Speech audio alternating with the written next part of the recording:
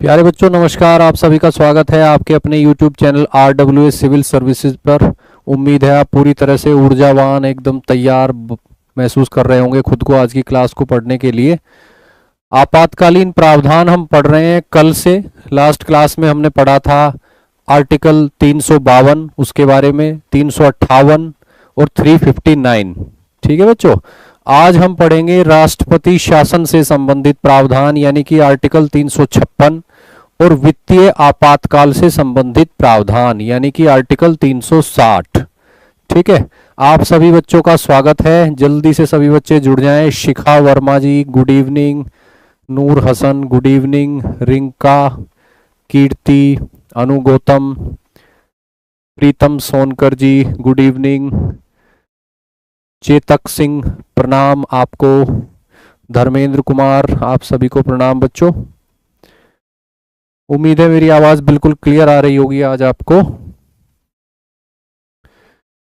जैसा कि आप जानते हैं कि हम पॉलिटी पढ़ रहे हैं यानी कि राज व्यवस्था। एम लक्ष्मीकांत बुक के आधार पर हम पढ़ते हुए चल रहे हैं चीजों को बिल्कुल स्टेप बाय स्टेप ऑर्गेनाइज्ड तरीके से। ठीक है, आपातकालीन प्रावधान हमने पढ़े थे लास्ट क्लास में। आज भी हम आपातकालीन प्रावधान ही पढ़ेंगे यानी कि कॉन्स्टिट्यूशन में जो इमरजेंसी प्रोविजंस हैं, कॉन्स्टिट्यूशन में जो इमरजेंसी प्रोविजन है उनको हम पढ़ेंगे। और आपातकालीन प्रावधान से संबंधित हमारी ये दूसरी क्लास है यानी पार्ट 2, और कुल मिलाकर ये 37th क्लास आज हम कर रहे हैं। ठीक है बच्चों, आपातकालीन प्रावधान यानी भारत के संविधान का भाग 18, भारत के संविधान का भाग 18, और इसमें जो आर्टिकल है वो है 352 से लेकर 360 तक, 352 से लेकर 360 तक। ठीक है बच्चों, राष्ट्रीय आपातकाल हम पढ़ चुके हैं लास्ट क्लास में। आज हम पढ़ेंगे राष्ट्रपति शासन और वित्तीय आपातकाल यानी कि आर्टिकल 356 और 360, और उसी से मिलता जुलता आर्टिकल है, जुड़ा हुआ आर्टिकल है 355। ठीक है बच्चों, तो इन सभी को आज हम पढ़ेंगे। चलिए स्टार्ट करते हैं। सबसे पहले हम पढ़ते हैं अनुच्छेद 355, क्योंकि 356 जो है वो 355 से जुड़ा हुआ है। ठीक है, अनुच्छेद 355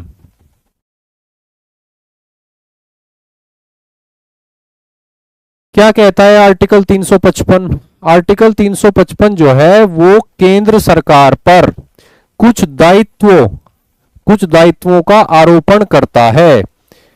यानी भारत के संविधान का आर्टिकल 355 जो है वो केंद्र सरकार को कुछ ड्यूटी सौंपता है, कुछ रेस्पॉन्सिबिलिटी ओब्लिगेशन सौंपता है।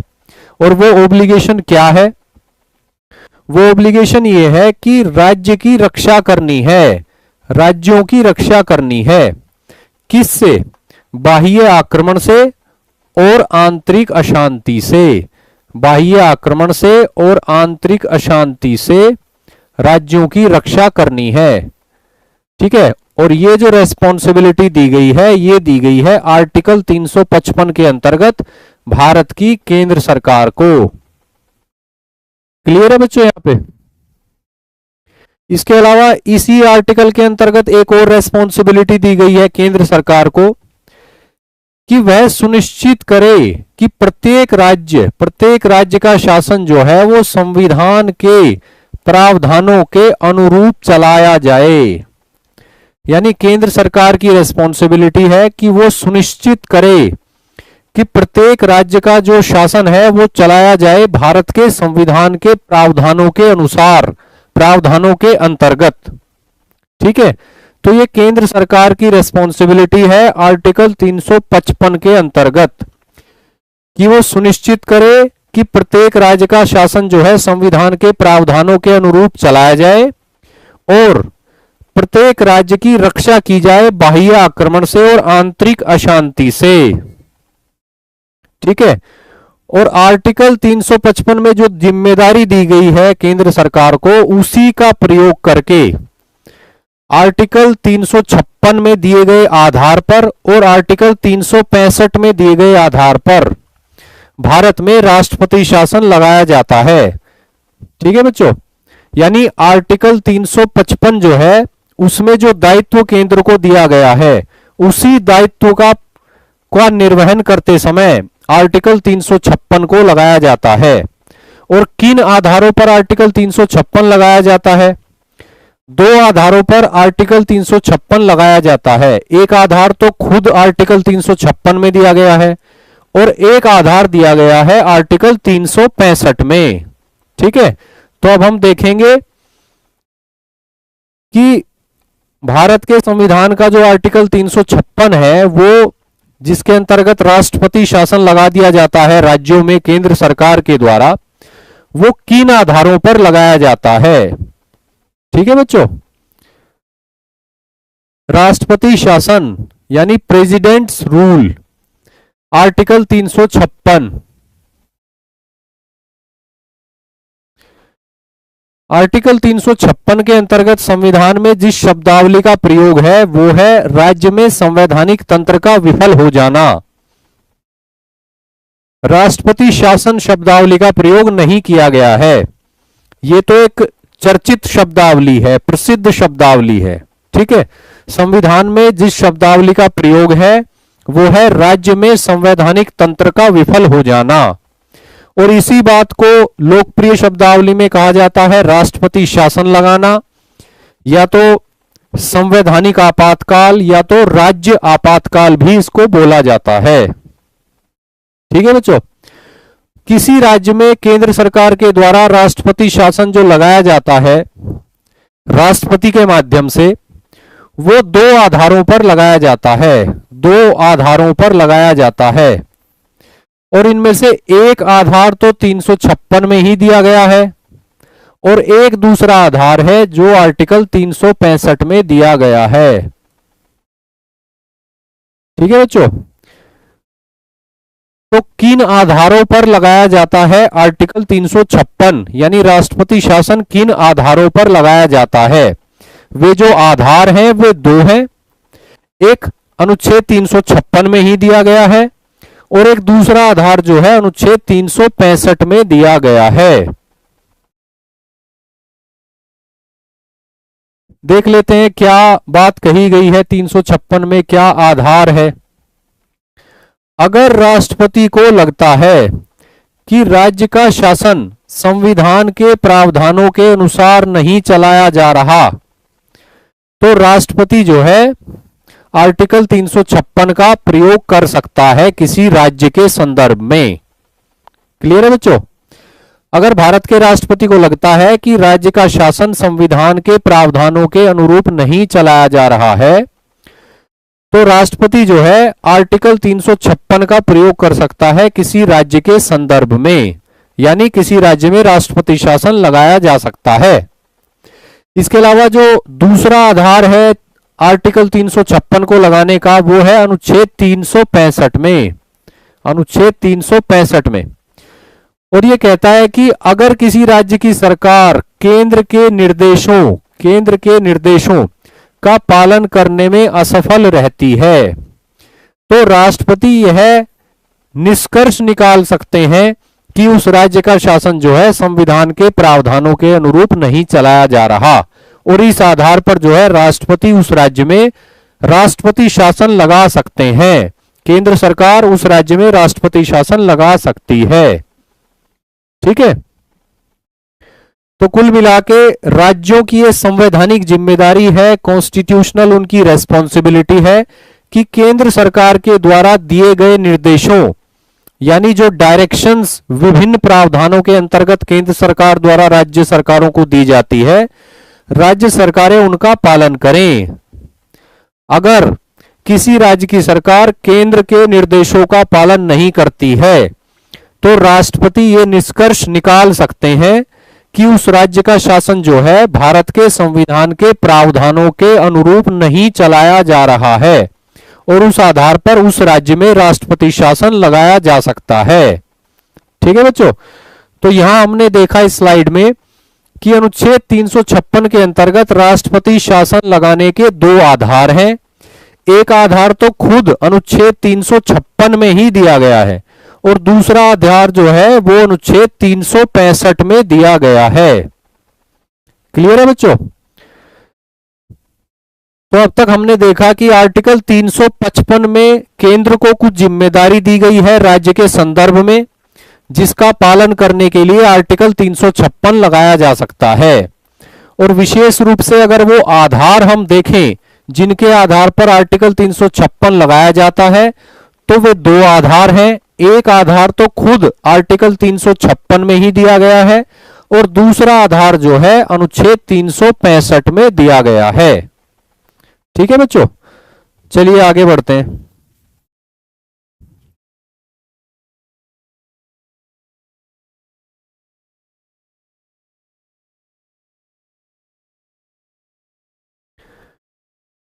एक बात और यहां पे देख लेते हैं कि जब किसी राज्य में आर्टिकल 356 लगाया जाता है तो वो राष्ट्रपति लगाते हैं। ठीक है, राष्ट्रपति जो है उद्घोषणा करते हैं, प्रोक्लेमेशन जारी करते हैं। और राष्ट्रपति ऐसा कर सकते हैं उस राज्य के राज्यपाल की रिपोर्ट के आधार पर। और अगर ऐसी कोई रिपोर्ट नहीं भी मौजूद है तब भी राष्ट्रपति ये निर्णय ले सकते हैं। यानी आर्टिकल 356 लगाया जा सकता है किसी राज्य में राष्ट्रपति के द्वारा उस राज्य के राज्यपाल की रिपोर्ट के आधार पर। और अगर ऐसी कोई रिपोर्ट नहीं भी है तब भी बिना किसी रिपोर्ट के भी राष्ट्रपति जो है किसी राज्य में राष्ट्रपति शासन लगा सकते हैं। यानी रिपोर्ट का होना मस्ट नहीं है, रिपोर्ट का होना जरूरी नहीं है। राज्यपाल की रिपोर्ट है तो उसके आधार पर भी लगाया जा सकता है, और राज्यपाल की रिपोर्ट अगर नहीं भी है तो अन्य स्रोतों से जो जानकारी राष्ट्रपति को है उसके आधार पर भी वो राष्ट्रपति शासन लगाने का निर्णय ले सकते हैं।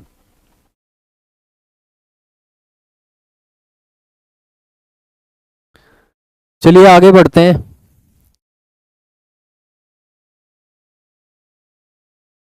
भारत के राष्ट्रपति के द्वारा आर्टिकल 356 के अंतर्गत उद्घोषणा जारी करके यानी प्रोक्लेमेशन जारी करके किसी राज्य में राष्ट्रपति शासन लगाया जाता है। क्लियर है इतना? अब क्या क्या रिक्वायरमेंट है? राष्ट्रपति शासन अगर लगा दिया तो उसका संसदीय अनुमोदन आवश्यक है, यानी संसद द्वारा अनुमोदन आवश्यक है। और उसकी समयावधि जो है वो देख लेते हैं क्या होती है। ऐसी जो उद्घोषणा की जाती है राष्ट्रपति के द्वारा आर्टिकल 356 के अंतर्गत, उसको संसद के दोनों सदनों के अनुमोदन के लिए रखा जाता है।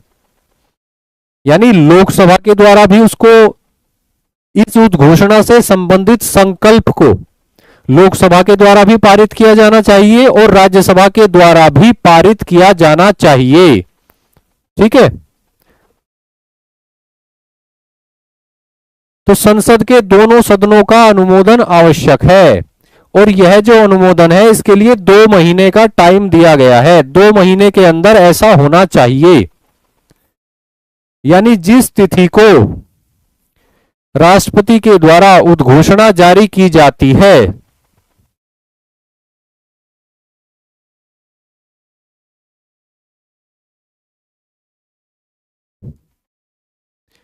जिस तिथि को राष्ट्रपति के द्वारा आर्टिकल 356 लगाने की उद्घोषणा जारी की जाती है उस तिथि से 2 महीने का समय दिया जाता है। 2 महीने के अंदर संसद के दोनों सदनों द्वारा अनुमोदन आवश्यक होता है। ठीक है बच्चों, इस दौरान अगर लोकसभा भंग है तो नई लोकसभा की प्रथम बैठक के 30 दिनों के अंदर अनुमोदन आवश्यक होता है, बशर्ते कि राज्यसभा जो है निश्चित समय सीमा के अंदर अनुमोदन कर चुकी हो। भाई राज्यसभा जो है वो तो स्थायी सदन होता है, उसका तो सत्र सिर्फ बुलाना होता है। ठीक है, लोकसभा जो है भंग हो सकती है। अगर लोकसभा भंग है तो नई लोकसभा की प्रथम बैठक से 30 दिन का समय दिया जाएगा नई लोकसभा को कि वो जो है अनुमोदन कर दे ऐसी उद्घोषणा का। ठीक है, और इस दौरान ये उम्मीद करी जाएगी कि राज्यसभा जो है वो दिए गए समय में यानी कि 2 महीने के समय के अंदर ही राष्ट्रपति की उद्घोषणा का अनुमोदन कर चुकी हो। ठीक है बच्चों।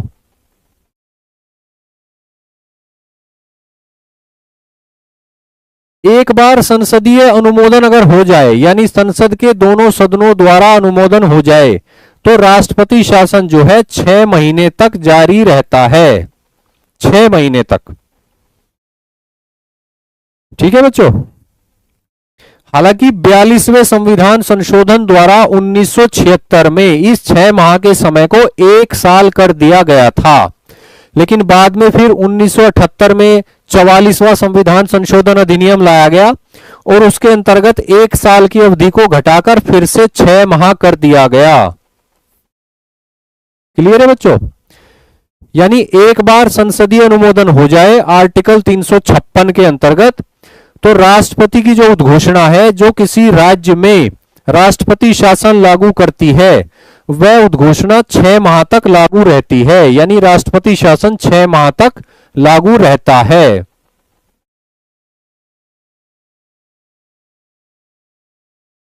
चलिए, और प्रत्येक 6 माह में संसद के द्वारा अनुमोदन कराकर अधिकतम 3 वर्षों तक राष्ट्रपति शासन को लागू रखा जा सकता है।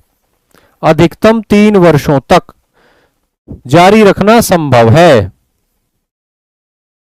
यानी 3 वर्ष से अधिक समय तक वर्तमान संवैधानिक प्रावधानों के अनुसार राष्ट्रपति शासन जो है 3 वर्ष से अधिक जारी नहीं रखा जा सकता। ठीक है बच्चों। प्रत्येक 6 माह में संसद से अनुमोदन कराकर अधिकतम 3 वर्षों तक जारी रखा जा सकता है राष्ट्रपति शासन को। इसमें कोई डाउट किसी बच्चे को?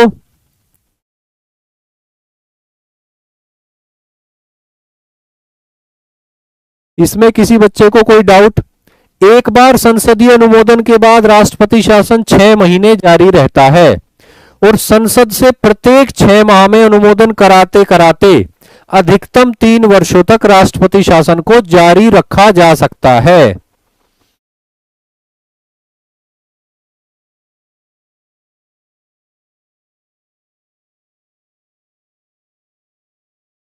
चलिए आगे देखते हैं।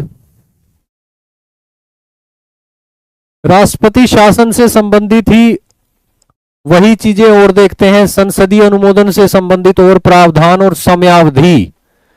ठीक है बच्चों। अगर 6 महीने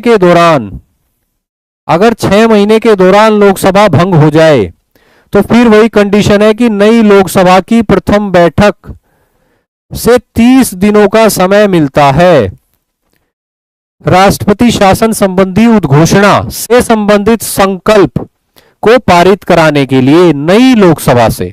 ठीक है। यानी 6 महीने के दौरान जब संसद का अनुमोदन लेना आवश्यक होता है अगले 6 महीने के लिए उद्घोषणा को बढ़ाने के लिए, तो ऐसे समय अगर लोकसभा भंग हो जाए तो नई लोकसभा के गठन तक इंतजार करना होगा। प्रथम बैठक से 30 दिनों तक का समय नई लोकसभा को दिया जाएगा कि वो उद्घोषणा का अनुमोदन कर दे, और इस दौरान राज्यसभा से ये उम्मीद करी जाएगी कि वो पहले ही अनुमोदन कर चुकी हो। ठीक है बच्चों।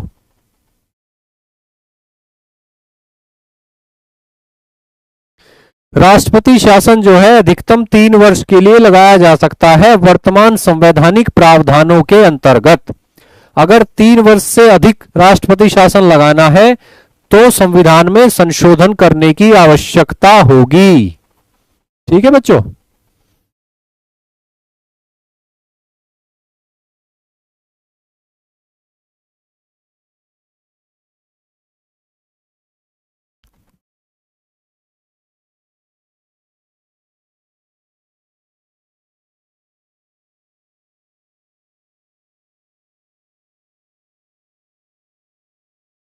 ठीक है बच्चों। अब देख लेते हैं कि राष्ट्रपति शासन की जो उद्घोषणा है और उससे संबंधित जो संकल्प है, अगर वो अनुमोदन करने वाला हो या फिर जारी रखने वाला, दोनों तरह के जो संकल्प हैं वो प्रत्येक सदन द्वारा साधारण बहुमत से पारित होने चाहिए। प्रत्येक सदन द्वारा साधारण बहुमत से पारित होने चाहिए। यानी जब राष्ट्रपति के द्वारा आर्टिकल 356 के अंतर्गत उद्घोषणा करी जाती है किसी राज्य में राष्ट्रपति शासन लगाने की, तो सबसे पहले तो 2 महीने के अंतर्गत उस उद्घोषणा का अनुमोदन कराना होता है, जैसे कि हमने बात करी। तो वो जो संकल्प होगा वो संसद के दोनों सदनों के द्वारा साधारण बहुमत से पारित होना चाहिए। और इसके बाद जब ऐसा संकल्प लाया जाता है कि उद्घोषणा को 6 महीने के लिए बढ़ाया जाए, तो वो जो संकल्प होगा वो संकल्प भी प्रत्येक सदन के द्वारा साधारण बहुमत से ही पारित होना चाहिए।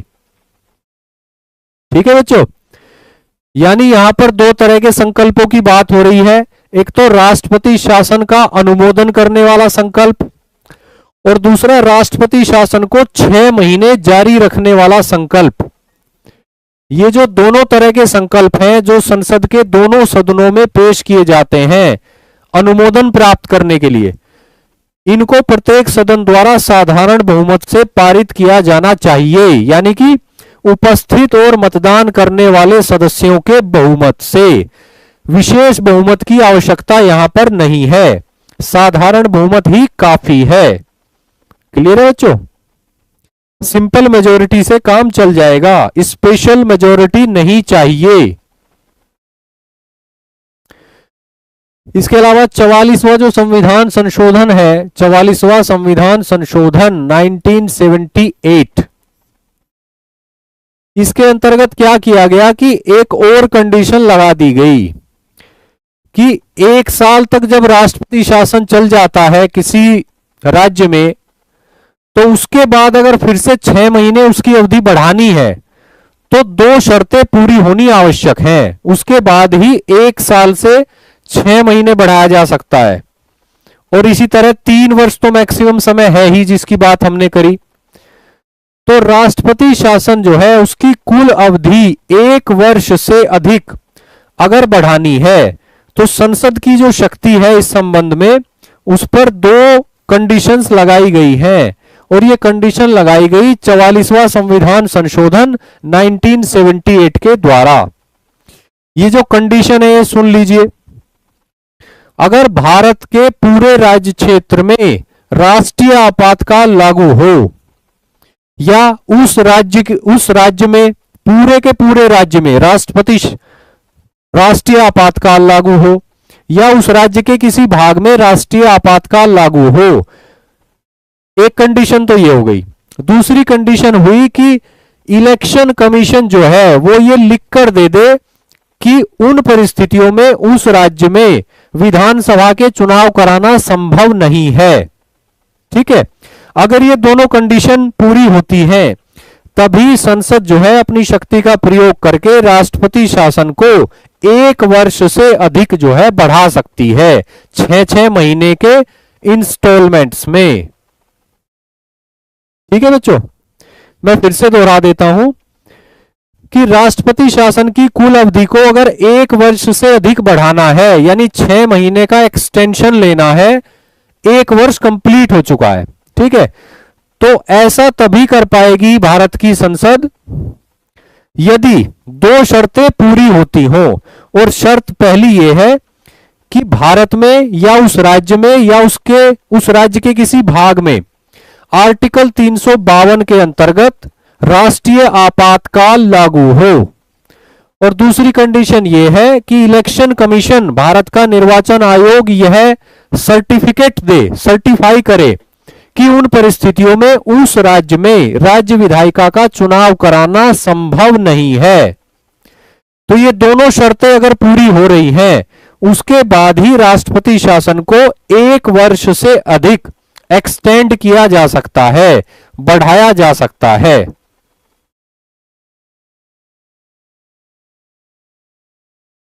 और ये जो दोनों शर्तें जोड़ी गई हैं, ये दोनों शर्तें जोड़ी गई हैं 44वें संविधान संशोधन अधिनियम 1978 के द्वारा। यानी वर्तमान स्थिति यह है कि राष्ट्रपति शासन को 1 साल तक तो लगाया जा सकता है, उसके बाद जो है फिर ये दोनों कंडीशन लागू हो जाती हैं और मैक्सिमम समय जो है वो 3 वर्ष है। ठीक है, इन सभी कंडीशंस को आपको ध्यान रखना है। चलिए आगे बढ़ते हैं।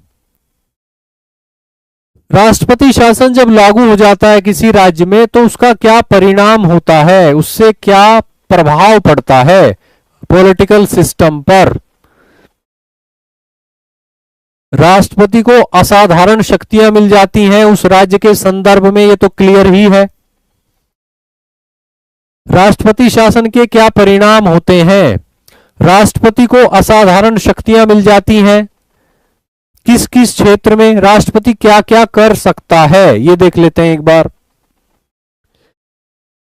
राष्ट्रपति जो है राज्य सरकार की, राज्यपाल की या राज्य के अन्य किसी कार्यपालिका शक्ति उसको राष्ट्रपति ले सकता है। यानी राज्य से संबंधित जितनी भी कार्यपालिका शक्ति है वो राष्ट्रपति अपने आप ग्रहण कर सकता है, यानी राष्ट्रपति के पास आ जाती है। ठीक है, राज्य सरकार की जितनी भी शक्ति है यानी काउंसिल ऑफ मिनिस्टर्स के पास जितनी भी शक्ति होती है जिसमें मुख्यमंत्री भी शामिल होते हैं, वो सारी कार्यपालिका शक्ति राष्ट्रपति के पास आ जाती है। राज्यपाल की शक्तियां भी राष्ट्रपति ले सकता है और राज्य के अंदर अन्य कोई कार्यपालिका शक्ति अगर है तो उसको भी राष्ट्रपति खुद अपने अधिकार में ले लेता है, ये अथॉरिटी राष्ट्रपति को मिल जाती है। यानी कि राज्य की समस्त कार्यपालिका शक्ति राष्ट्रपति में आ जाती है। ठीक है बच्चों, इसके अलावा राष्ट्रपति क्या क्या कर सकता है, राष्ट्रपति घोषणा कर सकता है कि राज्य की जो विधायिका है उसकी शक्ति का प्रयोग संसद के द्वारा किया जाएगा। राष्ट्रपति घोषणा कर सकता है कि उस राज्य की विधायिका की शक्ति का प्रयोग किया जाएगा संसद के द्वारा। ठीक है बच्चों, इसका अर्थ क्या हुआ, इसका अर्थ यह हुआ कि राष्ट्रपति अगर चाहे तो उस राज्य की विधानसभा को वो निलंबित कर सकता है और अगर चाहे तो उसको वो विघटित भी कर सकता है। हालांकि कुछ टर्म एंड कंडीशन है, उनको हम आगे देखेंगे। और ये जो प्रावधान है इसके अंतर्गत जो है राष्ट्रपति जो है उस राज्य की मंत्री परिषद को डिसमिस कर सकता है, यानी कि बर्खास्त कर सकता है। इसके अलावा राष्ट्रपति जो है राज्य में किसी प्राधिकरण, कोई अथॉरिटी हो या कोई बॉडी हो, उससे संबंधित संवैधानिक प्रावधानों को निलंबित कर सकता है, सस्पेंड कर सकता है। यानी राष्ट्रपति के पास काफी सारी शक्तियां आ जाती हैं कार्यपालिका के क्षेत्र में, और विधायी क्षेत्र में भी राष्ट्रपति घोषणा कर सकता है कि राज्य की विधायिका का जो कार्य है वो किया जाएगा भारत की संसद के द्वारा। ठीक है बच्चों, थोड़ा और आसान भाषा में इसी बात को अगली स्लाइड में भी हम देखेंगे कि जब राष्ट्रपति शासन लागू हो जाता है किसी राज्य में तो राष्ट्रपति के पास कौन कौन सी शक्तियां आ जाती हैं, राष्ट्रपति क्या क्या कर सकता है। राष्ट्रपति शासन जब लागू हो जाता है तो राष्ट्रपति क्या क्या कर सकता है, क्या क्या करना राष्ट्रपति के लिए संभव हो जाता है। कार्यपालिका के क्षेत्र में यदि देखें तो राष्ट्रपति जो है वो राज्य की मंत्रिपरिषद जिसका अध्यक्ष होता है मुख्यमंत्री, उसको बर्खास्त कर देता है, डिसमिस कर देता है। जैसे ही किसी राज्य में राष्ट्रपति शासन लागू होता है तो राष्ट्रपति जो है उस राज्य की जो मंत्रिपरिषद है जिसका अध्यक्ष होता है मुख्यमंत्री, उसको बर्खास्त कर देता है, यानी डिसमिस कर देता है। ठीक है बच्चों, यानी राष्ट्रपति जो है राज्य की सरकार को डिसमिस कर देता है, बर्खास्त कर देता है, काउंसिल ऑफ मिनिस्टर को बर्खास्त कर देता है। ठीक है, इसके बाद क्या होता है, राज्यपाल के द्वारा उस राज्य का शासन चलाया जाता है, और ये जो किया जाता है ये किया जाता है राष्ट्रपति के नाम पर। राष्ट्रपति के नाम पर राज्य का शासन जो है राज्यपाल के द्वारा चलाया जाता है, और ये शासन जो चलाया जाता है राज्यपाल के द्वारा, ये राज्य के मुख्य सचिव की सहायता से चलाया जाता है या तो राष्ट्रपति के द्वारा नियुक्त सलाहकारों की सहायता से चलाया जाता है। राज्यपाल जो शासन चलाता है राज्य का राष्ट्रपति के नाम पर, इसमें वो राज्य के मुख्य सचिव की सहायता लेता है या फिर इसके अलावा राष्ट्रपति के द्वारा नियुक्त सलाहकारों की सलाह की सहायता से राज्यपाल जो है राज्य का शासन चलाता है। ठीक है बच्चों, और इसीलिए जो है इस व्यवस्था को राष्ट्रपति शासन बोला जाता है। इसी वजह से ये जो व्यवस्था है इसको बोला जाता है प्रेसिडेंट्स रूल।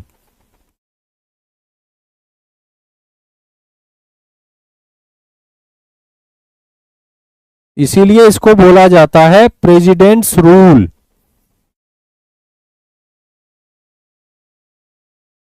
क्लियर है बच्चों?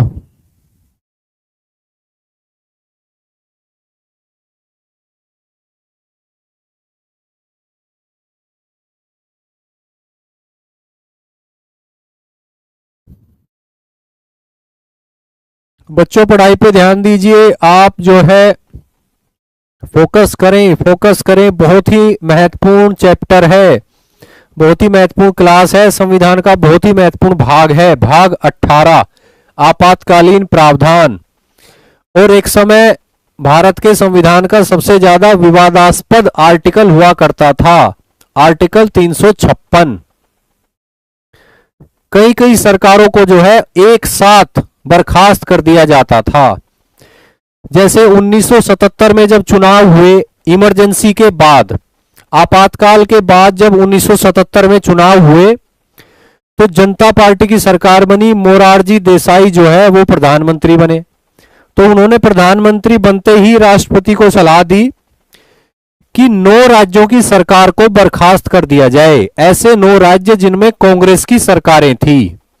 और इस आधार पर 9 राज्यों की सरकारों को बर्खास्त करके वहां राष्ट्रपति शासन लगा दिया गया कि उन राज्यों की जो विधानसभाएं हैं वो जनता का विश्वास खो चुकी हैं। ठीक है, और इसी के 3 साल बाद जब 1980 में चुनाव हुए और जनता पार्टी हार गई और कांग्रेस फिर से सत्ता में आई, तो कांग्रेस ने भी सत्ता में आते ही 9 राज्यों की सरकारों को बर्खास्त कर दिया, यानी गैर कांग्रेसी सरकारों को, 9 सरकारों को बर्खास्त कर दिया और 9 राज्यों में इसी आधार पर राष्ट्रपति शासन लगा दिया गया। बाद में जो है 1994 में एसआर बोम्मई मामले में सुप्रीम कोर्ट ने कहा कि केंद्र में यदि सरकार बदलती है, किसी ऐसे दल की सरकार आती है और वो सरकार जो है किसी दूसरे दल की सरकार जो राज्यों में है उनको बर्खास्त कर देती है, तो ये असंवैधानिक है। एक पार्टी की सरकार केंद्र में आ गई और दूसरी पार्टियों की सरकारें जो राज्यों में हैं उनको बर्खास्त नहीं किया जा सकता, सिर्फ इस आधार पर कि वो दूसरी पार्टी की सरकारें हैं। ठीक है, तो एसआर बोम्मई मामले में 1994 में इस तरह की गतिविधि को असंवैधानिक घोषित कर दिया गया। नहीं तो आर्टिकल 356 का मास स्केल पे इस्तेमाल किया जाता था, बड़े पैमाने पर इसका प्रयोग किया जाता था। 1977 में किया गया और 1980 में किया गया, ये एग्जाम्पल तो मैंने आपको दे ही दिए। ठीक है बच्चों, तो बहुत ही महत्वपूर्ण आर्टिकल है और एक समय तो बहुत ही ज्यादा विवादास्पद आर्टिकल हुआ करता था। अब तो इसका उतना इस्तेमाल नहीं होता, पहले इसका इस्तेमाल भी होता था और इसका दुरुपयोग भी बहुत होता था। ठीक है बच्चों, इसके अलावा राष्ट्रपति क्या कर सकता है? राष्ट्रपति या तो राज्य विधानसभा को निलंबित कर सकता है या उसको विघटित कर सकता है। ठीक है बच्चों, जब किसी राज्य में राष्ट्रपति शासन लगाया जाता है तो या तो राष्ट्रपति उस राज्य की विधानसभा को सस्पेंड कर सकता है, यानी कि निलंबित कर सकता है, और अगर इससे भी ज्यादा आगे बढ़कर कार्रवाई करना चाहे राष्ट्रपति तो वो उस राज्य की विधानसभा को विघटित भी कर सकता है, यानी डिसोल्व भी कर सकता है। ठीक है बच्चों, तो ये दो गतिविधियां हैं जो करी जा सकती हैं राष्ट्रपति के द्वारा राज्य की विधानसभा के संदर्भ में। एक तो हो गया निलंबन यानी कि सस्पेंड कर सकता है, और दूसरा हो गया विघटन यानी डिसोल्व भी कर सकता है। और जब ऐसा हो जाता है कि राज्य की जो विधायिका है या तो वो निलंबित है यानी सस्पेंड है, या तो वो विघटित हो चुकी है यानी कि डिसोल्व कर दी गई है, तो ऐसे में संसद के द्वारा, भारत की संसद के द्वारा राज्य विधेयक और राज्य का बजट जो है वो पारित किया जाता है। ऐसी परिस्थिति में भारत की संसद के द्वारा राज्य के जो विधेयक हैं वो पारित किए जाते हैं और राज्य का बजट भी पारित किया जाता है। ठीक है बच्चों।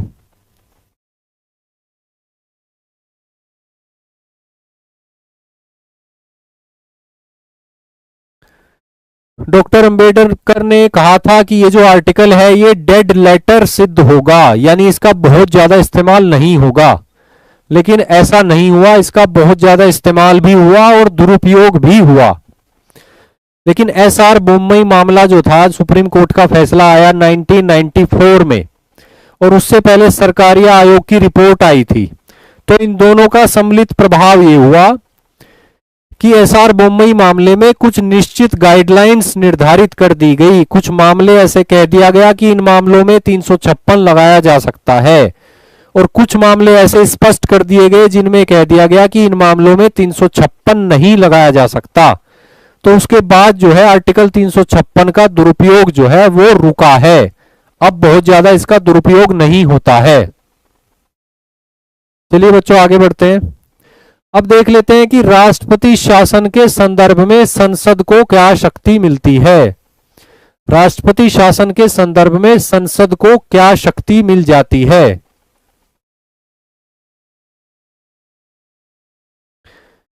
एक तो यह है कि संसद जो है राज्य के लिए विधान बनाने की शक्ति, राज्य के लिए विधान, भारत की संसद जो है राज्य के लिए विधान बनाने की जो शक्ति है उसको प्रत्यायोजित भी कर सकती है। आर्टिकल 356 के अंतर्गत जब राज्य की विधायिका या तो निलंबित हो जाती है या तो वो विघटित हो जाती है, तो राज्य के संबंध में विधान बनाने की शक्ति आ जाती है संसद के पास। ठीक है, तो ये जो शक्ति संसद के पास आई आर्टिकल 356 के अंतर्गत, संसद इस विधान बनाने की शक्ति को प्रत्यायोजित भी कर सकती है, यानी डेलीगेट भी कर सकती है, और ऐसा करती है संसद व्यवहारिक रूप से।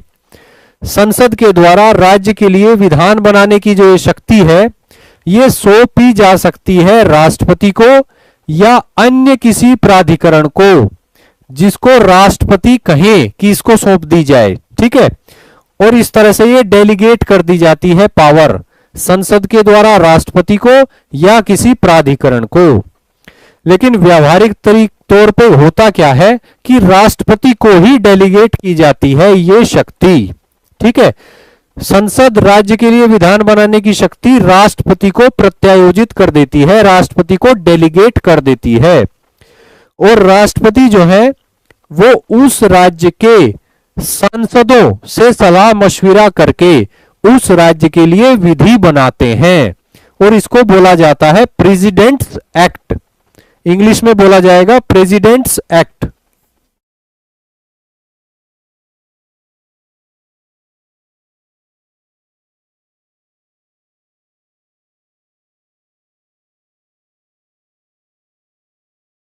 और हिंदी में बोला जाता है राष्ट्रपति के नियम।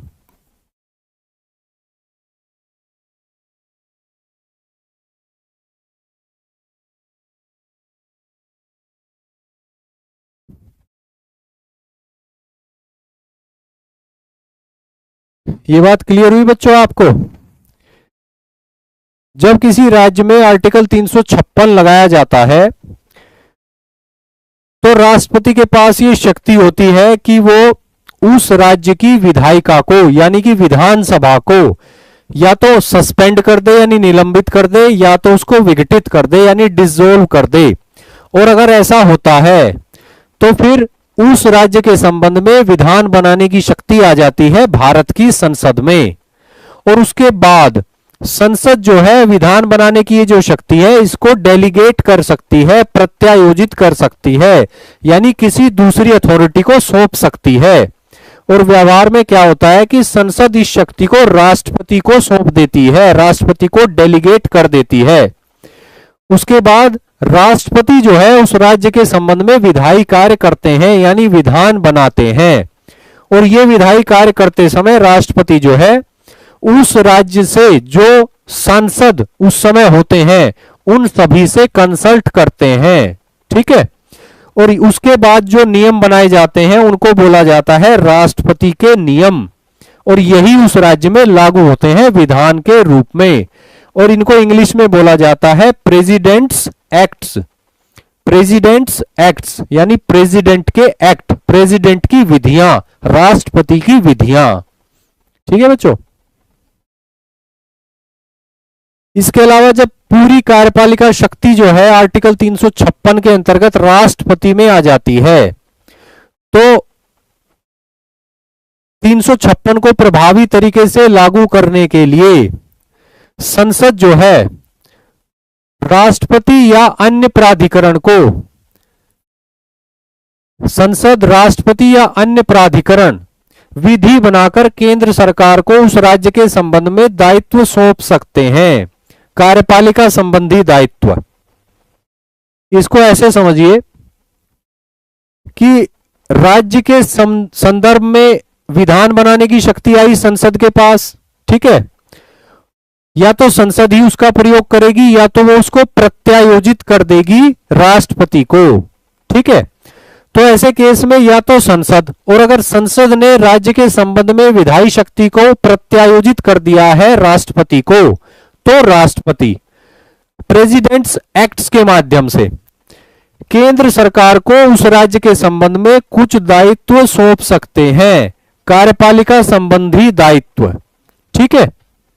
तो ये रेस्पॉन्सिबिलिटी जो है सौंपी जा सकती है केंद्र सरकार को या केंद्र सरकार के अधिकारियों को या केंद्र सरकार की किसी अथॉरिटी को उस राज्य के संदर्भ में। या तो विधि बनाकर सौंपेगी संसद या तो प्रेसिडेंट्स एक्ट्स बना के सौंपेंगे भारत के राष्ट्रपति। क्लियर है बच्चों?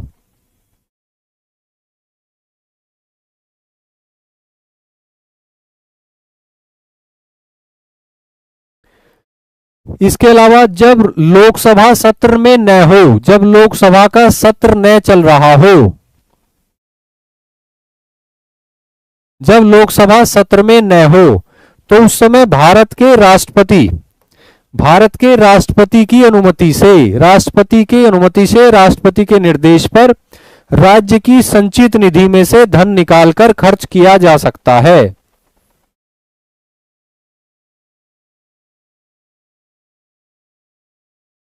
अगर किसी राज्य में राष्ट्रपति शासन लागू है, अगर किसी राज्य में राष्ट्रपति शासन लागू है और लोकसभा उस समय सत्र में नहीं है, लोकसभा का सेशन नहीं चल रहा है, तो ऐसे में राष्ट्रपति के निर्देश पर राष्ट्रपति की अथॉरिटी से उस राज्य के की संचित निधि से, यानी consolidated fund of the state, उस राज्य की संचित निधि से धन निकालकर खर्च किया जा सकता है। ठीक है बच्चों?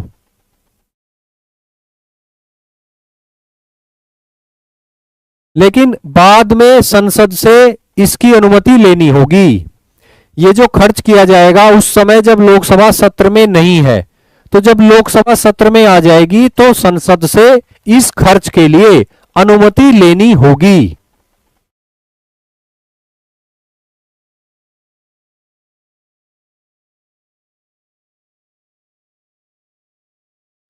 राष्ट्रपति शासन के संबंध में अन्य प्रावधान देख लेते हैं और क्या क्या है। राष्ट्रपति शासन यानी आर्टिकल 356। जब किसी राज्य में राष्ट्रपति शासन लागू रहता है तो इस दौरान जो विधायी कार्य किया जाता है या तो संसद के द्वारा किया जाए या संसद जब प्रत्यायोजित कर दे राष्ट्रपति को, ठीक है, तो राष्ट्रपति के द्वारा किया जाए। तो ये जो कानून होते हैं ये राष्ट्रपति शासन की अवधि समाप्त होने के बाद भी लागू रहते हैं। ऐसा नहीं है कि ये जो कानून बनाए गए राष्ट्रपति शासन के दौरान ये राष्ट्रपति शासन समाप्त होते ही समाप्त हो जाएंगे, ऐसा नहीं होता।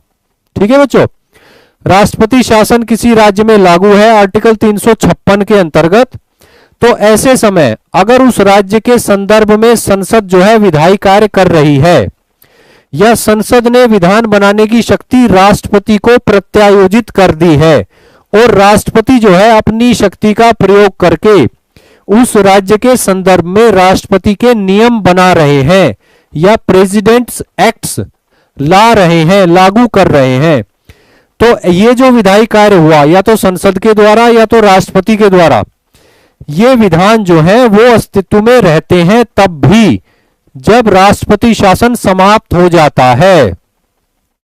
ठीक है बच्चों, जब राष्ट्रपति शासन समाप्त हो जाता है उसके बाद भी राष्ट्रपति शासन के दौरान उस राज्य के संदर्भ में बनाई गई विधियां या वो संसद के द्वारा बनाई जाए या वो राष्ट्रपति के द्वारा बनाई जाए, वो लागू रहती है। हालांकि जब राष्ट्रपति शासन समाप्त हो जाता है और उसके बाद राज्य की विधानसभा का गठन हो जाता है, तो राज्य की जो विधानसभा है या कि अगर 2 सदन है तो राज्य की विधायिका बोलेंगे, तो वो इन अधिनियमों को जो बनाए गए राष्ट्रपति शासन के दौरान इनको समाप्त भी कर सकती है, इनमें परिवर्तन भी कर सकती है और इनको पुनः पारित भी कर सकती है। क्लियर है बच्चों? इसके अलावा राष्ट्रपति को काफी शक्तियां मिल जाती हैं राष्ट्रपति शासन के दौरान, लेकिन कुछ ऐसे कार्य हैं जो राष्ट्रपति नहीं कर सकते। वो कार्य क्या है वो देख लेते हैं। एक तो यह है कि राष्ट्रपति राज्य के उच्च न्यायालय यानी हाई कोर्ट की शक्तियां जो है नहीं ले सकते। यानी जब किसी राज्य में आर्टिकल 356 के अंतर्गत राष्ट्रपति शासन लागू होता है तो राष्ट्रपति जो है उस राज्य की मंत्री परिषद की शक्तियां अपने पास ले लेते हैं, राज्यपाल की शक्तियां अपने पास ले लेते हैं और उस राज्य में कोई भी कार्यपालिका संबंधी अथॉरिटी हो उसकी शक्ति भी अपने पास ले लेते हैं। लेकिन उस राज्य के राज्यपाल उस राज्य के उच्च न्यायालय यानी कि हाई कोर्ट की शक्ति जो है वो राष्ट्रपति नहीं ले सकते। क्लियर है बच्चों? राष्ट्रपति राज्य के उच्च न्यायालय की शक्तियां जो है वो नहीं ले सकते हैं। और दूसरी बात यह है कि उस राज्य के उच्च न्यायालय से संबंधित जो संवैधानिक प्रावधान हैं उनको भी निलंबित नहीं कर सकते राष्ट्रपति, सस्पेंड नहीं कर सकते। यदि किसी राज्य में राष्ट्रपति शासन लागू है आर्टिकल 356 के अंतर्गत, तो राष्ट्रपति जो है उस राज्य के उच्च न्यायालय की शक्तियां नहीं ले सकते और न ही उस राज्य के उच्च न्यायालय से संबंधित जो संवैधानिक प्रावधान हैं उनको निलंबित कर सकते हैं या सस्पेंड कर सकते हैं, ऐसा भी नहीं कर सकते। तो इन दोनों बातों का निष्कर्ष ये निकलता है कि अगर किसी राज्य में राष्ट्रपति शासन लागू है आर्टिकल 356 के अंतर्गत, तो उस राज्य का जो उच्च न्यायालय है उसकी शक्ति, उसका दर्जा, उसकी पोजीशन और उसके कार्य जो है उनमें कोई परिवर्तन नहीं होता। यानी किसी राज्य में राष्ट्रपति शासन लगने से उस राज्य के उच्च न्यायालय की पोजीशन, पावर, फंक्शंस और स्टेटस पर कोई भी फर्क नहीं पड़ता, वो पहले के जैसे ही रहते हैं। क्लियर है बच्चों ये बात आपको?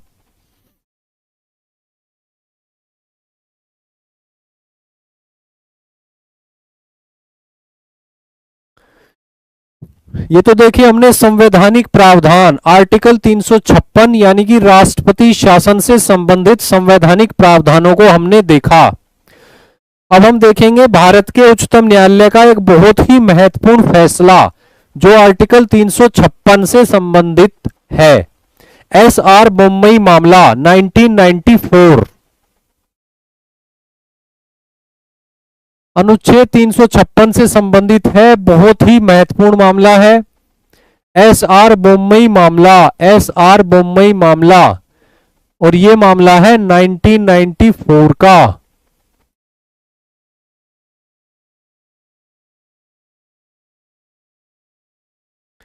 इसमें क्या क्या बातें कही थी भारत के उच्चतम न्यायालय ने, उनको देख लेते हैं एक बार।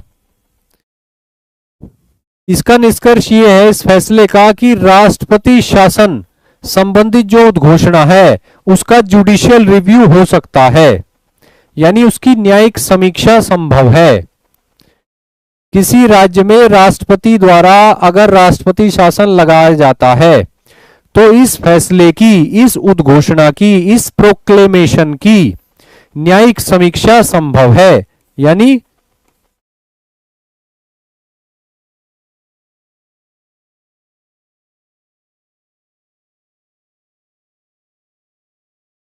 जुडिशियल रिव्यू जो है वो पॉसिबल है, संभव है।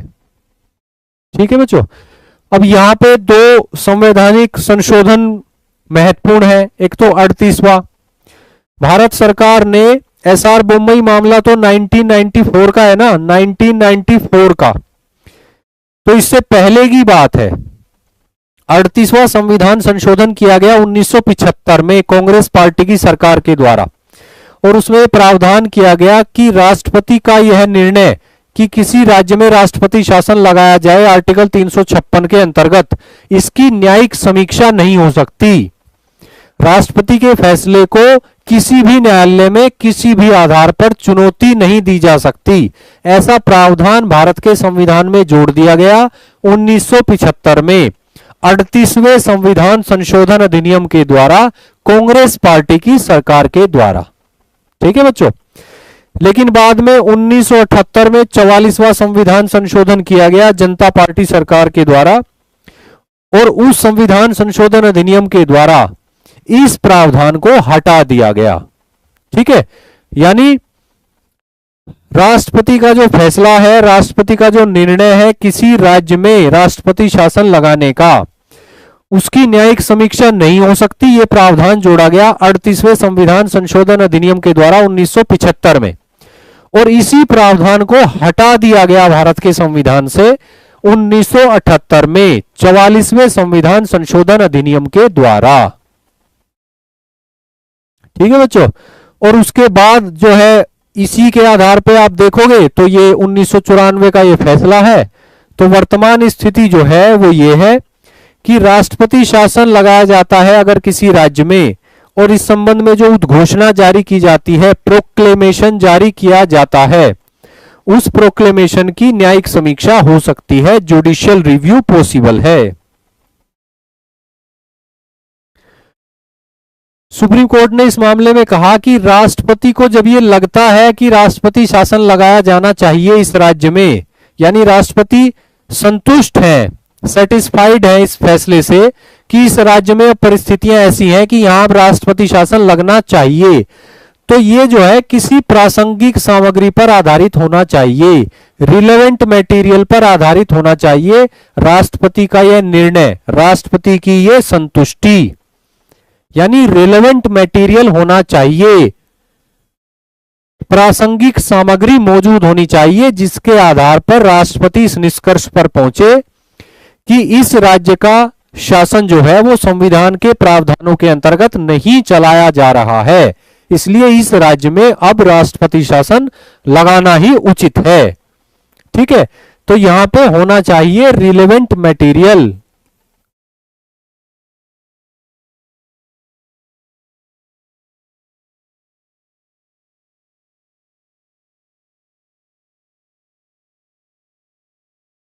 रिलेवेंट मैटर या कहें कि रिलेवेंट मटेरियल मौजूद होना चाहिए। ठीक है बच्चों, इसके अलावा सुप्रीम कोर्ट ने कहा कि प्रासंगिक सामग्री मौजूद है, यही प्रासंगिक सामग्री मौजूद है राष्ट्रपति के सामने, यह सिद्ध करना केंद्र की जिम्मेदारी है।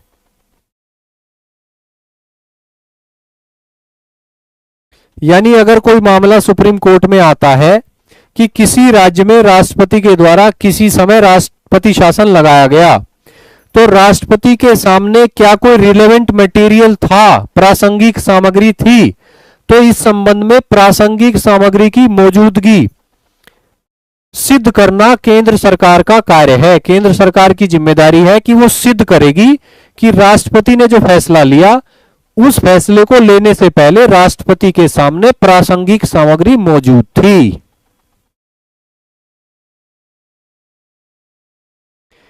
इसके अलावा सुप्रीम कोर्ट ने कहा कि ये जो सामग्री है जिसके आधार पर फैसला ले गए राष्ट्रपति, ये सामग्री क्या सही है इसकी जांच नहीं करेगा उच्चतम न्यायालय। क्या यह सामग्री पर्याप्त है इसकी जांच भी नहीं करेगा उच्चतम न्यायालय। उच्चतम न्यायालय सिर्फ इस बात की जांच करेगा कि क्या यह सामग्री प्रासंगिक है। ठीक है बच्चों, यहां पे 3 शब्द हैं कि क्या यह सामग्री जो है करेक्ट है, इसकी जांच नहीं करेगा उच्चतम न्यायालय। क्या यह सामग्री एडेक्वेट है यानी पर्याप्त है, इसकी जांच भी नहीं करेगा उच्चतम न्यायालय। उच्चतम न्यायालय सिर्फ इस बात की जांच करेगा कि क्या यह सामग्री जिसके आधार पर राष्ट्रपति ने यह एक्शन लिया यानी किसी राज्य में राष्ट्रपति शासन लगाया, क्या यह सामग्री प्रासंगिक है, क्या यह रिलेवेंट है।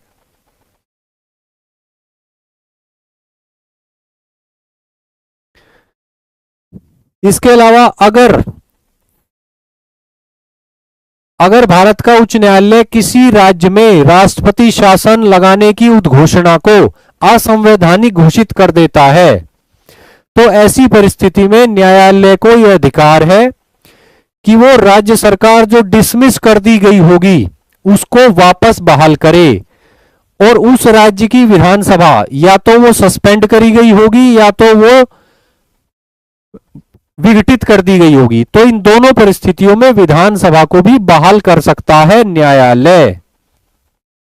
इस बात को ऐसे समझिए कि जब किसी राज्य में राष्ट्रपति शासन लगाया जाता है तो राष्ट्रपति जो है सबसे पहले तो उस राज्य की जो कार्यपालिका है यानी कि मंत्री परिषद है उसको बर्खास्त कर देते हैं, वो डिसमिस हो जाती है। इसके बाद राष्ट्रपति के पास ये शक्ति है कि वो चाहे तो उस राज्य की जो विधानसभा है उसको सस्पेंड कर दें यानी निलंबित कर दें या तो वो उसको विघटित भी कर सकते हैं। ठीक है, अगर ये सभी कदम उठा दिए गए और उसके बाद वो मामला पहुंचा सुप्रीम कोर्ट और सुप्रीम कोर्ट ने कहा कि ये जो उद्घोषणा करी गई है राष्ट्रपति शासन लागू करने की ये तो असंवैधानिक है और इनवैलिड है, तो ऐसी परिस्थिति में सुप्रीम कोर्ट के पास ये पावर है कि वो उस राज्य की सरकार को यानी कि मंत्री परिषद को यानी कि काउंसिल ऑफ मिनिस्टर को बहाल कर सकती है और इसके साथ ही उस राज्य की विधानसभा को भी बहाल कर सकती है जिसको या तो सस्पेंड कर दिया गया होगा या तो उसको डिसॉल्व ही कर दिया गया होगा। ठीक है बच्चों, यदि राष्ट्रपति की उद्घोषणा यानी कि प्रोक्लेमेशन को असंवैधानिक और इनवैलिड घोषित कर दिया जाए उच्चतम न्यायालय के द्वारा तो उच्चतम न्यायालय को यह शक्ति है कि वो राज्य सरकार को और राज्य की विधानसभा को बहाल कर सकता है, रिवाइव कर सकता है, रीएक्टिवेट कर सकता है।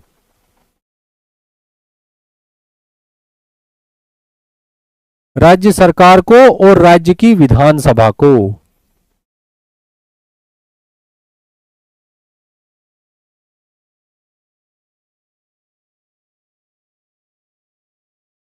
यहां तक किसी बच्चे को कोई डाउट?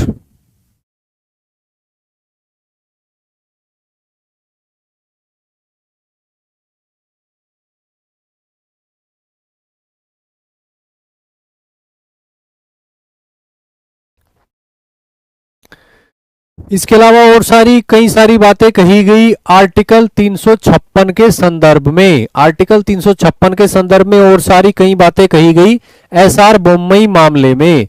एसआर बोम्मई मामले में सुप्रीम कोर्ट ने 1994 में।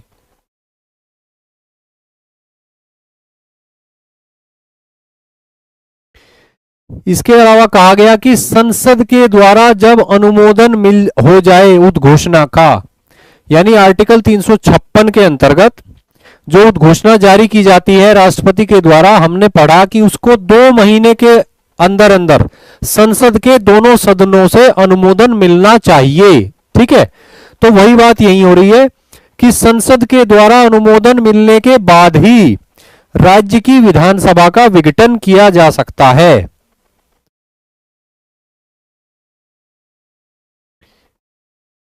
राज्य की विधानसभा का विघटन किया जाना चाहिए तभी जब उस उद्घोषणा को संसद ने अनुमोदित कर दिया हो। ठीक है, उससे पहले राष्ट्रपति अगर चाहे तो वो राज्य की विधायिका को निलंबित कर सकते हैं, यानी सस्पेंड कर दो आप, कोई दिक्कत नहीं है, लेकिन विघटित नहीं कर सकते, डिसॉल्व नहीं कर सकते आप, जब तक कि संसद द्वारा अनुमोदन न हो जाए।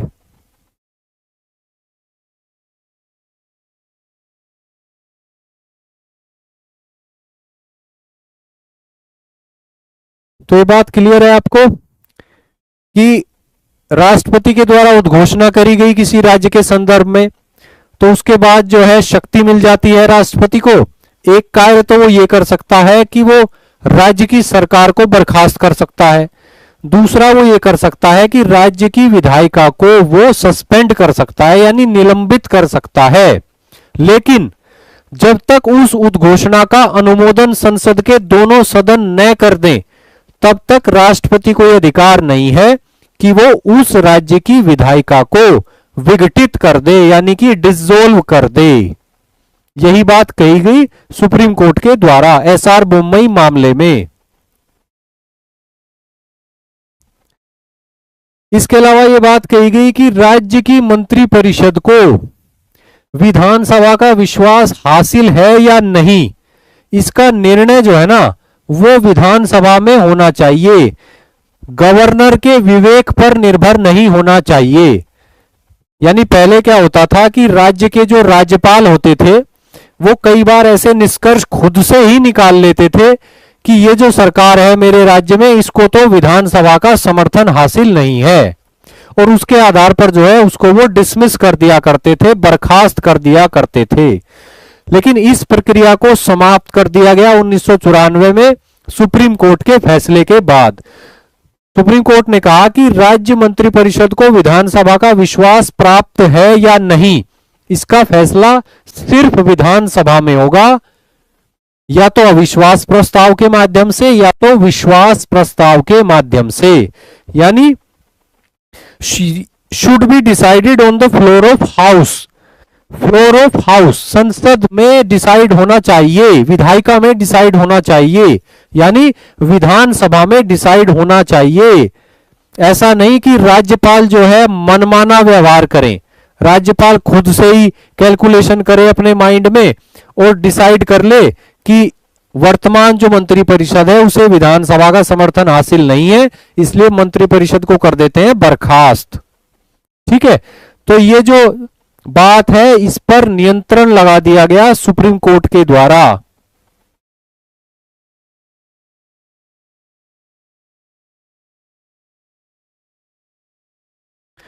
बिल्कुल शिवम जी, आप ठीक कह रहे हैं, आप बिल्कुल ठीक कह रहे हैं, ऐसा ही प्रावधान है। तो ये बात क्लियर हुई बच्चों कि अगर ये प्रश्न उठे, ये डाउट उठे राज्यपाल के माइंड में कि राज्य की मंत्रिपरिषद को विधानसभा का विश्वास प्राप्त है या नहीं, तो इसका फैसला, इसका निर्णय जो है सिर्फ और सिर्फ विधानसभा में होना चाहिए। This should be decided on the floor of the house only. इसके अलावा मैंने जो बात करी थी थोड़ी देर पहले कि 1977 में केंद्र में सरकार बदली, जनता पार्टी की सरकार आई, तो उसने 9 राज्यों में कांग्रेस की जो सरकारें थी उनको कर दिया बर्खास्त। और उसके बाद जो है 1980 में कांग्रेस की सरकार आई केंद्र में, तो उसने जो है 9 राज्यों में जो गैर कांग्रेसी सरकारें थी उनको कर दिया बर्खास्त।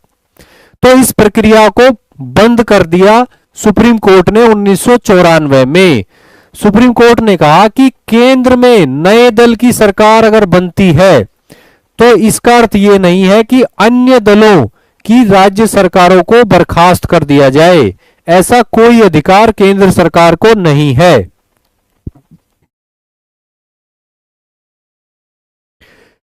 केंद्र में नए दल की सरकार बने तो इसको अन्य दलों की राज्य सरकारों को बर्खास्त करने का अधिकार नहीं है, जैसा कि हुआ था 1977 में और 1980 में। तो उस तरह की गतिविधि को कह दिया गया असंवैधानिक है ये।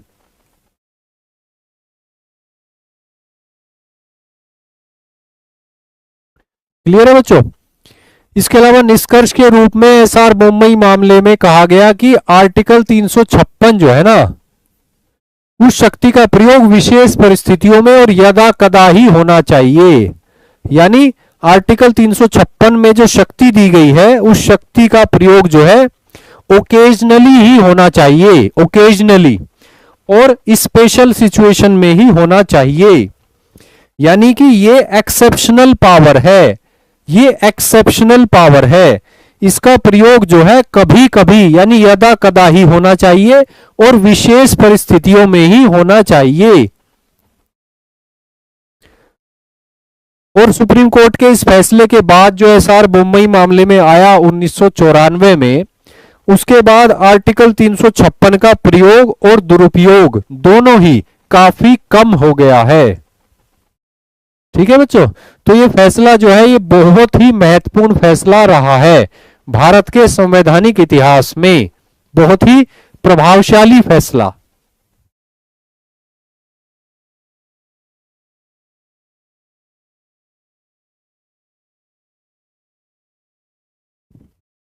आर्टिकल 356 के बारे में हमने जो जानकारी ली वो समाप्त हो जाती है इसी के साथ। अब हम पढ़ेंगे आर्टिकल 360 यानी वित्तीय आपातकाल।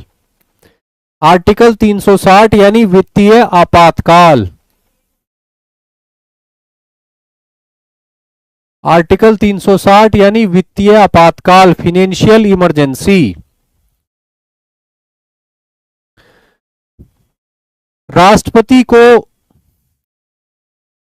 राष्ट्रपति को शक्ति है कि वो आपातकाल की घोषणा कर सकता है, वित्तीय आपातकाल की।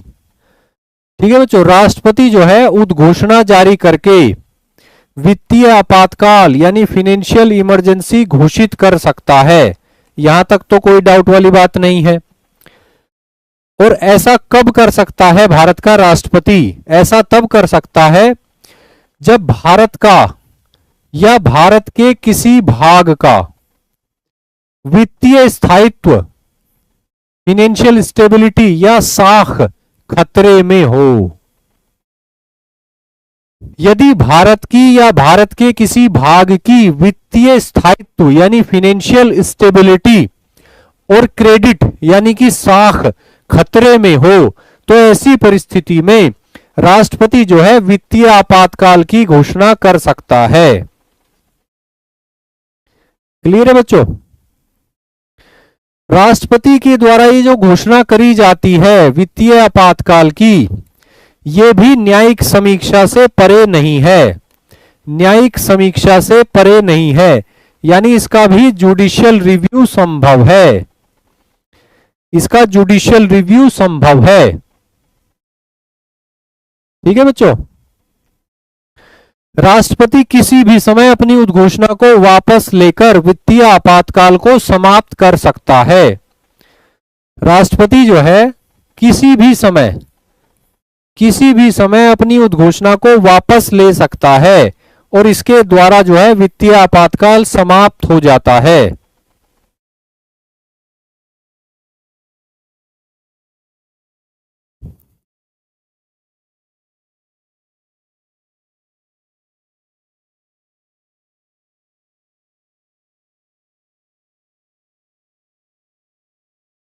ठीक है बच्चों, भारत के संविधान के आर्टिकल 360 के अंतर्गत वित्तीय आपातकाल की घोषणा की जा सकती है। राष्ट्रपति को जब यह लगता है कि भारत की या भारत के किसी भाग की वित्तीय स्थायित्व यानी फाइनेंशियल स्टेबिलिटी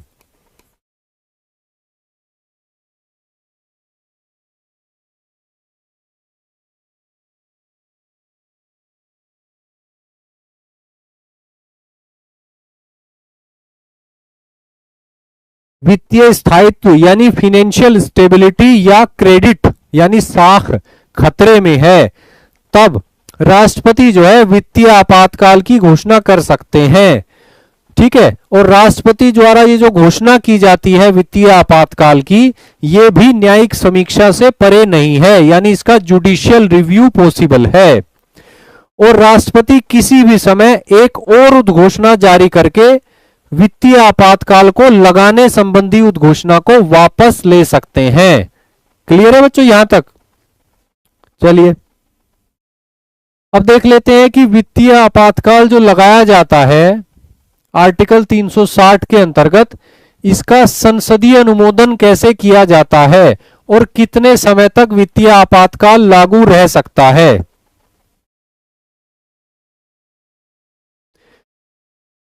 आर्टिकल 360 के अंतर्गत वित्तीय आपातकाल संबंधी जो उद्घोषणा होती है उसका भी संसद के दोनों सदनों के द्वारा अनुमोदन आवश्यक होता है। और ये जो अनुमोदन है इसके लिए 2 महीने का समय दिया गया है। 2 महीने के अंदर ये अनुमोदन प्राप्त करना आवश्यक है। क्लियर है बच्चों? आर्टिकल 356 के मामले में भी 2 महीने का समय है, आर्टिकल 360 के मामले में भी 2 महीने का समय है। 2 महीने के अंदर अनुमोदन प्राप्त करना आवश्यक है संसद के दोनों सदनों से। अगला प्रावधान पहले जैसा ही है कि अगर ऐसे में लोकसभा भंग हो तो नई लोकसभा की प्रथम बैठक से 30 दिनों का समय दिया जाएगा ये अनुमोदन प्राप्त करने के लिए। और इस दौरान जरूरी है कि राज्यसभा जो है वो अनुमोदन कर चुकी हो। ठीक है बच्चों, ये प्रावधान तो लगभग सिमिलर ही है।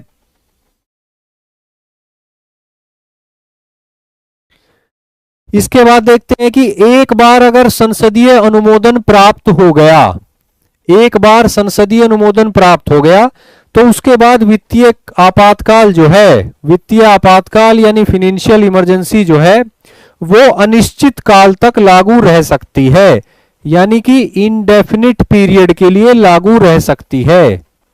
यह बहुत ही महत्वपूर्ण बात है। ठीक है बच्चों, यानी यहां पे क्या है, कोई भी मैक्सिमम पीरियड नहीं बताया गया है, कोई मैक्सिमम पीरियड नहीं है कि उससे अधिक वित्तीय आपातकाल लागू नहीं रह सकता। इसके अलावा नो रिपीटेड पार्लियामेंट्री अप्रूवल, बार बार हर 6 महीने में संसदीय अनुमोदन की भी आवश्यकता नहीं है आर्टिकल 360 के संदर्भ में। क्लियर है बच्चों? यानी इंडेफिनिट पीरियड तक, अनिश्चित काल तक वित्तीय आपातकाल लागू रह सकता है अगर एक बार संसदीय अनुमोदन मिल जाए। क्लियर? और यहां पे बार बार संसद से अनुमोदन लेने की आवश्यकता नहीं है, यानी कि पार्लियामेंट्री अप्रूवल को रिपीट करना आवश्यक नहीं है। इसके अलावा संसदीय अनुमोदन प्राप्त करने की जो विधि है वो सामान्य बहुमत है, सामान्य बहुमत, सिंपल मेजॉरिटी, यानी उपस्थित और मतदान करने वाले सदस्यों का बहुमत। यानी जब किसी समय भारत के राष्ट्रपति के द्वारा आर्टिकल 360 के अंतर्गत वित्तीय आपातकाल घोषित किया जाता है तो वो जो उद्घोषणा है उससे संबंधित संकल्प जो है वो संसद के दोनों सदनों के समक्ष रखा जाता है सहमति प्राप्त करने के लिए, अनुमोदन प्राप्त करने के लिए। तो वो जो संकल्प है वो सामान्य बहुमत यानी सिंपल मेजॉरिटी से पारित होना चाहिए, विशेष बहुमत की आवश्यकता नहीं है। ठीक है, स्पेशल मेजॉरिटी की आवश्यकता नहीं है, सिंपल मेजॉरिटी काफी है। और सिंपल मेजॉरिटी का मतलब क्या होता है? उपस्थित और मतदान करने वाले सदस्यों का बहुमत।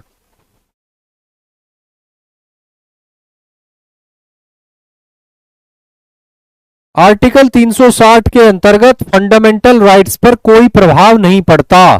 आर्टिकल 356 के अंतर्गत भी फंडामेंटल राइट्स पर कोई प्रभाव नहीं पड़ता। ठीक है बच्चों?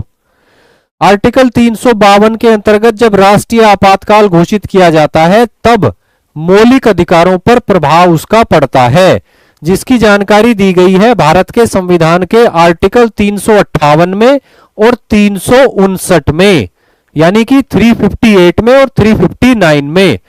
लेकिन आर्टिकल 356 और आर्टिकल 360 का कोई भी प्रभाव नागरिकों के मौलिक अधिकारों पर नहीं पड़ता।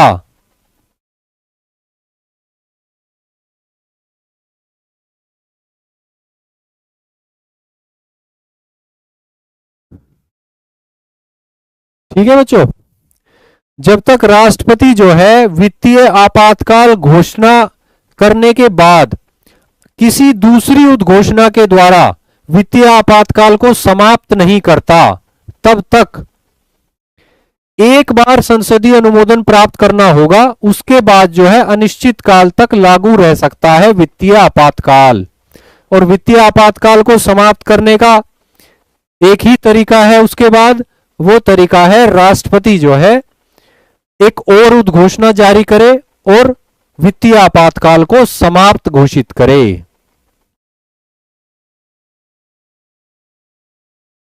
और कुछ प्रावधान है वित्तीय आपातकाल से संबंधित, वो देख लेते हैं। वित्तीय आपातकाल का क्या प्रभाव पड़ता है? फाइनेंशियल इमरजेंसी जब घोषित हो जाती है आर्टिकल 360 के अंतर्गत, तो उसका क्या प्रभाव पड़ता है केंद्र राज्य संबंधों पर?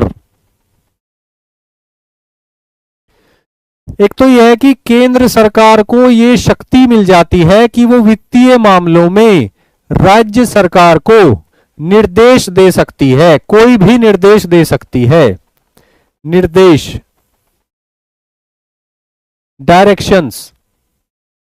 केंद्र सरकार जो है राज्य सरकारों को वित्तीय मामलों में और विशेष रूप से वित्तीय औचित्य से संबंधित मामलों में, वित्तीय किफायत से संबंधित मामलों में राज्य सरकारों को निर्देश दे सकती है, यानी डायरेक्शंस दे सकती है।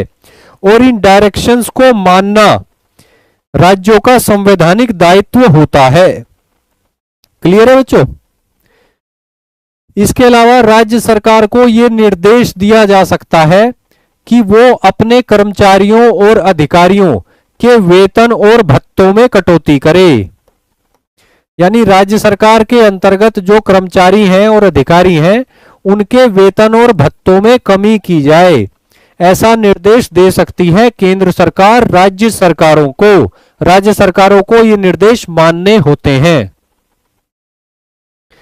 इसके अलावा केंद्र सरकार राज्य सरकारों को यह निर्देश दे सकती है कि राज्य के सभी धन विधेयकों और अन्य वित्तीय विधेयकों को, राज्य के सभी धन विधेयकों और अन्य वित्त विधेयकों को राष्ट्रपति की मंजूरी के लिए राष्ट्रपति के पास भेजा जाए, राष्ट्रपति के पास भेजा जाए। ऐसी डायरेक्शन दी जा सकती है केंद्र सरकार के द्वारा राज्यों को, राज्य सरकारों को। क्लियर है बच्चों? आर्टिकल 360 के अंतर्गत जब वित्तीय आपातकाल लागू हो तो केंद्र सरकार राज्य सरकार को निर्देश दे सकती है कि उस राज्य के सभी धन विधेयकों को और अन्य वित्तीय विधेयकों को राष्ट्रपति के विचारणार्थ राष्ट्रपति के पास भेजा जाए। और इसके अलावा यह निर्देश दे सकती है कि राज्य सरकार के जो कर्मचारी हैं उनके वेतन और भत्तों में कमी की जाए। यानी कुल मिला के आप देख रहे हैं कि केंद्र सरकार जो है वित्तीय मामलों में राज्य सरकार को कोई भी निर्देश दे सकती है। वित्तीय मामलों में राज्य सरकारें जो है केंद्र सरकार के अंतर्गत आ जाती हैं। इसके अलावा राष्ट्रपति जो है वो केंद्र सरकार के स्तर पर भी कुछ कार्य करने के निर्देश जारी कर सकता है। ठीक है, वो निर्देश क्या है? वो निर्देश ये है कि केंद्र सरकार के कर्मचारियों के वेतन भत्ते भी कम किए जा सकते हैं। और इसके अलावा हाई कोर्ट के न्यायाधीशों और सुप्रीम कोर्ट के न्यायाधीशों के वेतन और भत्तों में भी कटौती संबंधी निर्देश दिए जा सकते हैं।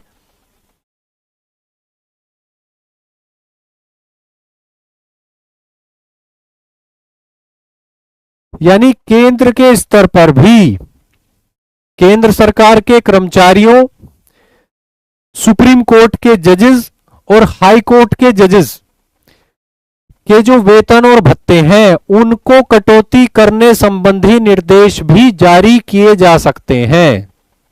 ठीक है बच्चों।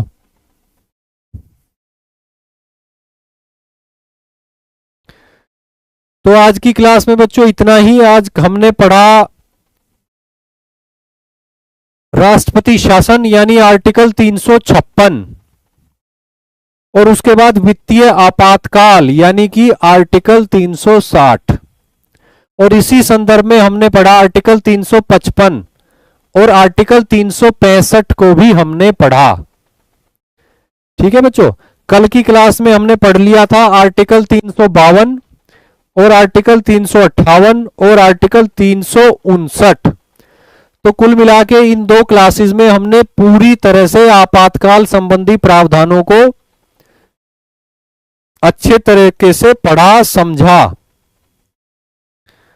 बहुत ही सिस्टमेटिक तरीके से कंटेंट को मैंने आपके सामने प्रेजेंट किया। उम्मीद है आपको समझ में आया होगा। एक आध बार और आपको क्लास देखनी पड़ सकती है। बुक से जरूर पढ़िएगा, बुक का कोई विकल्प नहीं है। ठीक है बच्चों। कल हम अगला चैप्टर पढ़ेंगे। हम पढ़ेंगे राष्ट्रपति यानी प्रेसिडेंट, प्रेसिडेंट ऑफ इंडिया। तो आज की क्लास को यहीं पे समाप्त करते हैं। आपसे फिर मुलाकात होगी कल शाम को 8 बजे। ठीक है बच्चों। तब तक के लिए नमस्कार।